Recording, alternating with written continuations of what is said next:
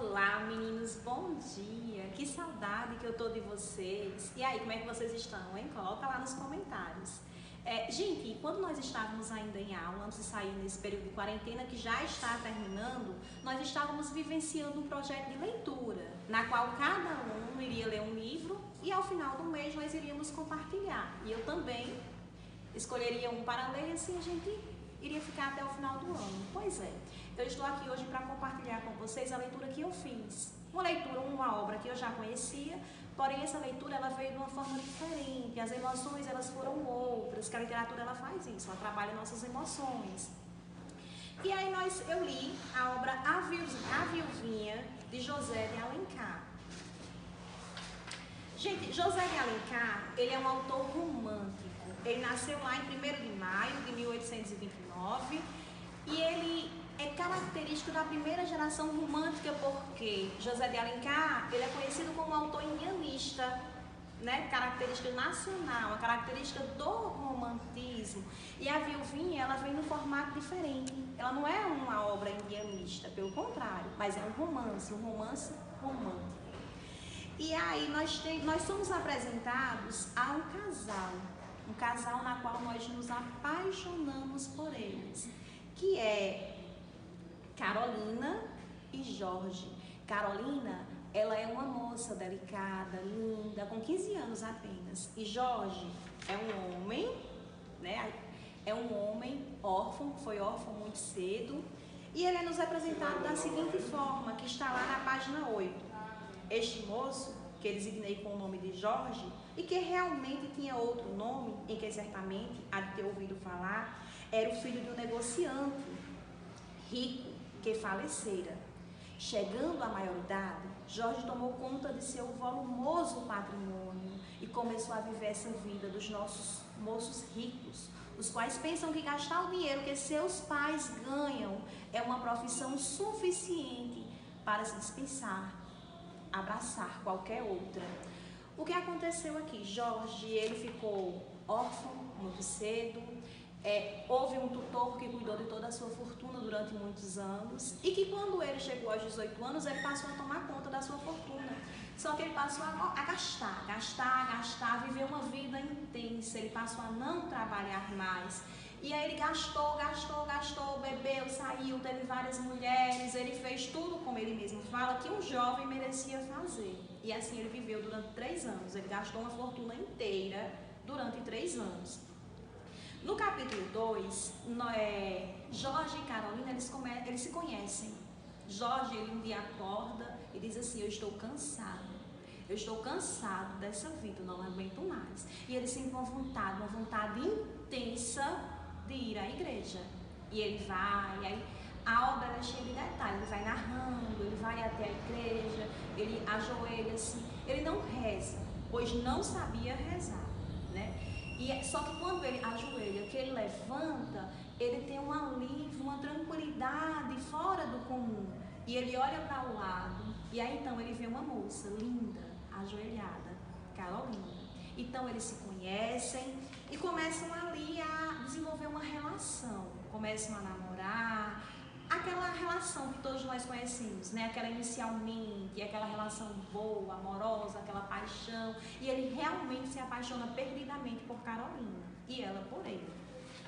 No capítulo 2, nós acompanhamos o nascimento do amor, onde Jorge e Carolina resolvem casar-se. Só que há um problema. Nós acompanhamos o sofrimento interno de Jorge. Ele já havia pedido Carolina em casamento, ele estava perdidamente apaixonado por ela e ela por ele. Só que Carolina ainda não sabia o que tinha acontecido com Jorge, não sabia a real situação de Jorge, nem a família dela também. Na verdade, poucos sabiam que Jorge era um homem falido. Então, Carolina, nesse período assim, pré-casamento, ela imaginava aquela festa, aquela vida, aquele casamento perfeito. E Jorge sofria. Ele sofria tanto. Gente, as páginas que nós lemos nesse capítulo 6, os olhos enchem de lágrimas quando você vê os pensamentos de Jorge, o como ele olha para Carolina e ele diz assim, nossa, eu não posso dar a ela a vida que ela espera, até porque nessa época eram os homens que sustentavam as mulheres, infelizmente. E aí na página 25, nós temos uma passagem que diz assim, A angústia e o desespero que se pintavam nas feições de Jorge focavam quase a alucinação e a loucura. Às vezes, era como uma fraqueza que ele paralisava a circulação. Tinha ímpetos de fechar os olhos e atirar a matéria contra a matéria, jogar as coisas, para ver se este embate e a dor física, a anulação do espírito moderavam o profundo sofrimento que torturava a sua alma. E aí, durante todo esse capítulo, a gente vai lendo e acompanhando esse sofrimento e sofrendo junto com ele. E aí nós temos lá no capítulo 5, né, onde Jorge, ele teme o futuro. Ele não sabe o que acontecerá, só que ele tem no futuro. Ele diz assim: quando eu penso em Carolina, pobre menina, eu a amo tanto, ela dorme tranquilamente. Toda vez que ele pensava em Carolina, aí vinha aquela angústia. Aí nós vamos mais adiante em nossa leitura, e aí, enfim, nós lá na página 22, nós presenciamos o casamento de Jorge e Carolina. Carolina muito feliz, ele todo disfarçava. Por muitos momentos ele pensava em não casar, em dizer não. Enfim, eles casam. E então se preparam para a primeira noite. Carolina coloca aquela camisola branca, senta-se à cama à espera do seu amado. Jorge entra ao quarto, ele não consegue, ele vai, volta, vai, até que ele entra, pega em Carolina, olha para o seu rosto, Carolina percebe algo estranho. E aí ele pensa consigo: eu não posso tê-la, porque se eu possuir Carolina agora, ela será uma mulher desonrada. Então ele começa a cena é o seguinte: ele começa a envolvê-la, a dar a entender que vai acontecer uma noite maravilhosa ali. Então ele oferece-lhe uma bebida. Quando Carolina bebe, ela adormece, supõe que tem algo nessa bebida, apesar do autor não ter escrito, a gente supõe isso, ela adormece. Então Jorge sai desesperado, ele a deixa, olha, diz que a ama e sai desesperado. Ele beija, e aí nós vamos adiante na nossa leitura e nós chegamos enfim ao capítulo 9. Esse capítulo, gente, é o capítulo em que as lágrimas vêm aos olhos, porque nós vamos presenciar uma cena que, assim, eu mesma, né, vou contar a minha experiência. Quando eu comecei a ler, eu parei várias vezes que eu não tinha coragem de ler o que vinha adiante. Aí essa aqui eu vou ler para vocês. O Rio de Janeiro ainda se lembra da triste celebridade que há 10 anos passados tinha adquirido o lugar onde está hoje construído o Hospital de Santa Casa. Houve um período em que quase todas as manhãs os operários encontravam em algum barraco ou entre os cômodos e pedras um cadáver de um homem que acabara de acabar com a sua existência. Outras vezes ouvia-se um tiro, os serventes corriam. Então essa página ela vai nos mostrando um lugar onde é comum as pessoas cometerem suicídio. E sim, acontece o que todos nós estamos esperando. Jorge, certo momento nós ouvimos 3 tiros altos, todo mundo, quem estava ao redor já imaginava o que tinha acontecido, porque era comum naquela época os jovens fazerem isso, os jovens falidos fazerem isso, cometerem suicídio. Tanto é que no romantismo nós temos uma fase que nós chamamos mal do século, em que várias pessoas morriam por amor, por algum motivo. E aí as pessoas elas encostam, né, até a pessoa, o rosto está desfigurado, não é possível conhecer pelo rosto, mas aí dentro do bolso dele há um recado em que ele diz bem assim: peço a quem achar o meu corpo, o faça enterrar imediatamente, a fim de poupar a minha mulher, aos seus amigos, esse horrível espetáculo. Para isso, acharam na minha carteira o dinheiro que possuo. Jorge da Silva, 5 de setembro de 1884. E aí nós vivenciamos a morte. Capítulo 10, Carolina recebe a notícia: o seu marido morrera. E não foi uma morte comum, ele cometeu suicídio. Ela começou a se perguntar: o que eu fiz, o que aconteceu. Foi desesperador, os gritos, a dor. E aí Carolina ela tomou uma decisão: a partir desse dia colocarei um vestido preto e jamais o tirarei, o meu luto ele será eterno. Até a minha morte eu usarei preto. Então Carolina ficou conhecida como a Viuvinha, que é o que intitula o livro, que intitula a obra. E aí nós acompanhamos todo o sofrimento, a dor de Carolina. E nesse momento eu parei a leitura por alguns instantes, alguns dias. Eu passei 3 dias exatos sem voltar à leitura. E aí depois eu, não, vou terminar para saber o que realmente aconteceu com Carolina, qual foi o fim, né, dessa viuvinha. E no capítulo 12, aparece um personagem novo, Henrique. Henrique surge do nada na história. Parece ele negociando, aí nós vamos acompanhando a vida de Henrique, e a gente não sabe quem é Henrique, a gente fica se perguntando quem é Henrique. Claro que já bate aquela situação assim, será que não é Jorge? A gente começa a imaginar, será que não é Jorge? Mas como ele voltou, se ele morreu?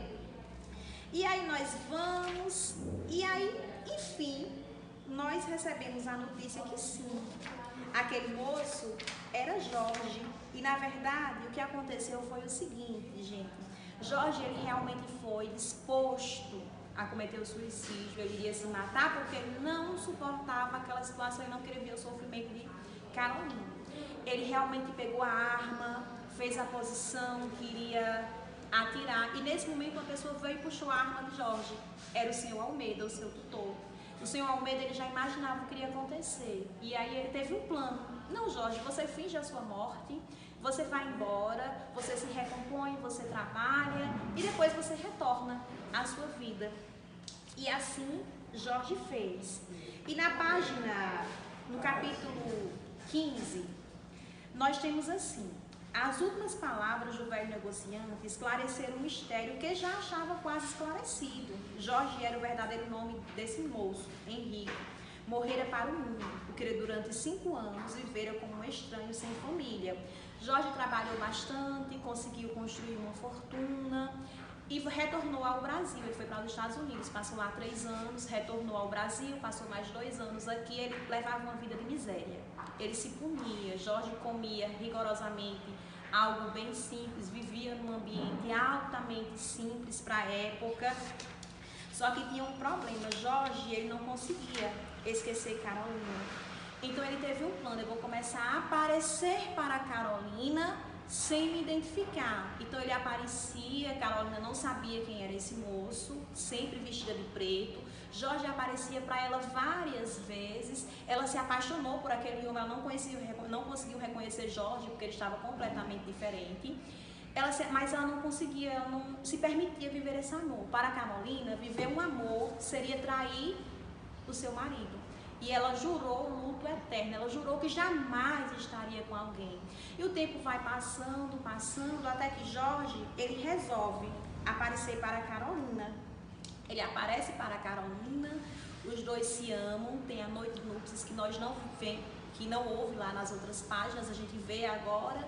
E assim termina a história, eles ficam juntos, vão morar em uma fazenda. Carolina, Jorge, a mãe dela, senhor Almeida vai embora do país, e assim nós encerramos a nossa história com um final previsto, porque nós estamos falando do romantismo. O romantismo, gente, a característica do romance deles é essa, é o final feliz, é um romance romântico. E agora o que é que eu quero de vocês, meninos? Eu quero que vocês também gravem vídeos, tirem fotos dos livros que vocês leram, poste nas redes sociais, me marquem, manda no privado, e até a próxima obra.